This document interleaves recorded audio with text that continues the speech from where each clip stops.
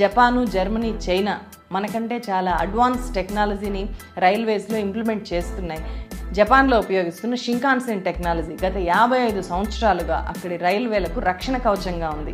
ఈ టెక్నాలజీ వల్ల జపాన్లో టెక్నికల్ ఇష్యూస్ వల్ల జరిగే రైలు ప్రమాదాలు ఆల్మోస్ట్ జీరో అయ్యాయి. ఎక్కడైనా రైలు ప్రమాదాలు జరిగితే అవి మానవ తప్పిదం వల్ల మాత్రమే జరుగుతున్నాయి అనే రిపోర్ట్లు ఉన్నాయి. మనం ఈ జపాన్ టెక్నాలజీని అడాప్ట్ చేసుకుంటున్నాము. మన దేశంలో బుల్లెట్ ట్రైన్స్ కోసం తెస్తున్న Mumbai Ahmedabad high speed rail కారిడార్లో జపాన్ షింకాన్సెన్ టెక్నాలజీనే వాడుతున్నారు. ఇక చైనా విషయానికి వస్తే చైనాలో వరల్డ్స్ ఫాస్టెస్ట్ ట్రైన్స్ 86 ఉన్నాయి.